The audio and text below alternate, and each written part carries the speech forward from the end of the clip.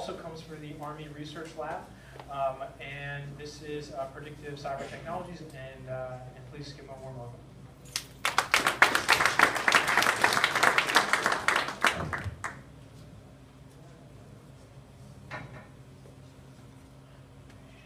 Good evening, everyone. I'm just going to jump right in with something maybe a little bit controversial. Cybersecurity doesn't work. Just a few metrics here. Almost 4 million, that's the average cost of a single breach annually for a company. 47%, that's the increase in unique cyber incidents between Q2 2017 and Q2 of this year.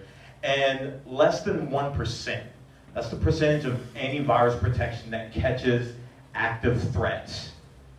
And I mean, these are just statistics on a slide, right? But we talked to over 50 experts in the field, from CISOs to lawyers to consultants, and all of the data pointed to this idea that the technology simply isn't enough. And so we knew there was an opportunity that was larger than the technology. And who are we? We are the Predictive Cyber Protection Team. I'm Jonathan Ford, and this is my colleague, teammate, Mike Ford, clearly brother since birth.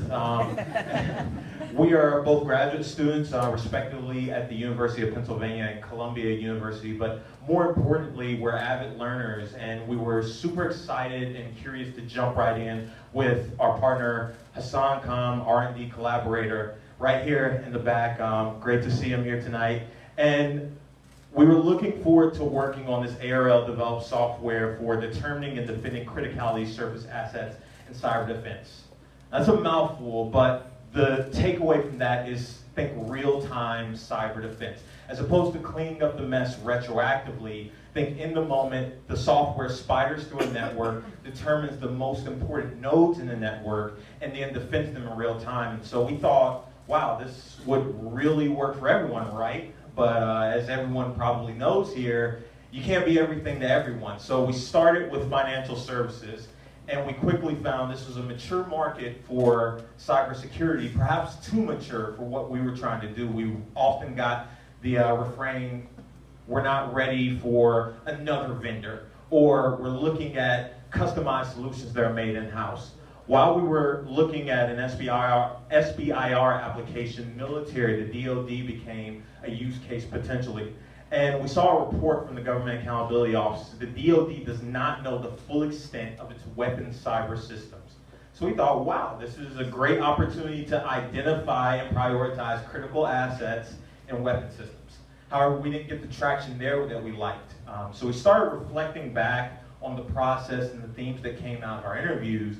And one of the themes that we came to was the need for quantification of risk in cybersecurity is a huge need. And when you think about quantification of risk, obviously the insurance industry comes up. And so challenges in cybersecurity insurance began to emerge. We thought about and talked to people about the complex network risk in cybersecurity that's often being underwritten with low-tech methods. And so if you think about the most common ways of underwriting is checkbox. What's the revenue of the company? What's the size of the company? Not looking at the data that's a little bit more intensive. So we thought the opportunity would be a more accurate way for policy writers to quantify risk and look at policies that reflect the risk that they actually incur. And so now I'll hand it over to Mike to talk through that technology. All right, so how many of you are familiar with those driving trackers that they install in your car to reduce your auto premium? See some nods there. We envision our technology to work in a similar way, but for a client's network. So the client installs the software on their network, and then each node of the network is analyzed. The risk is quantified along 6 metrics, like the image at the top there. And if we zoom out, we get to the image at the bottom, where we see the network as a whole and where the critical assets are, with all the risk neatly quantified. That data goes back to the insurer, who is then able to accurately price a policy to reflect the risk that they are actually incurring. The next step is then to run the data through some machine learning algorithms, which not only increase the accuracy of the system, but is actually able to predict changes in a network's risk portfolio as this system changes. And finally, the technology is patented by Dr. Kram with the Army Research Lab, and that gives us a competitive edge in the market. And the market is booming. Cybersecurity as a whole has an estimated CAGR of 11.6% over the next few years. And within that, tracking it is cyber insurance, which similarly is also growing at an alarming rate. These are global estimates at this year estimated at $5.2 billion, and by 2020, $7.5 billion. One insurer estimates that by 2025, the US market alone for cyber insurance will be up to $20 billion. For our slice of that pie, I think it's useful to refer to an interview that I had with one seemingly desperate underwriter who said that his company would be willing to pay up to 10% of each policy that they write in cyber insurance for their clients to use this product of ours. Where do we go from here? The first step is to verify a few hypotheses about the key product features, and for that we need to speak to more underwriters, insurers in the space, and any contacts would be most helpful. We're looking for informational interviews or even shadowing opportunities that would be extremely helpful. Once we've determined the key product features, we will move into developing a minimum viable product, and for that we need continued support from ARL as well as specialized software developers working with our technology specifically, with cybersecurity as well as big data analytics. And finally, we will create a go-to-market strategy and formalize a business plan with the ongoing support of FedTech and any suggestions from the audience. Thank you for your attention. Are there any questions?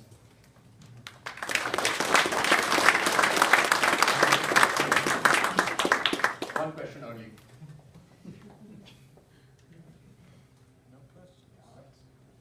So how do you begin to, I guess, quantify as far as not knowing necessarily that company or organizations like secret sauce, if you will, how do you figure out where the most, I guess, biggest liability is? Sure. Without getting into the business risk, so there is that component as well. Using the data from the various assets, the sensors that track the security of each one, we then have the 6 metrics that include things like vulnerability, how quickly it recovers, how contagious a breach would be, so that's what the effect would be on adjacent assets.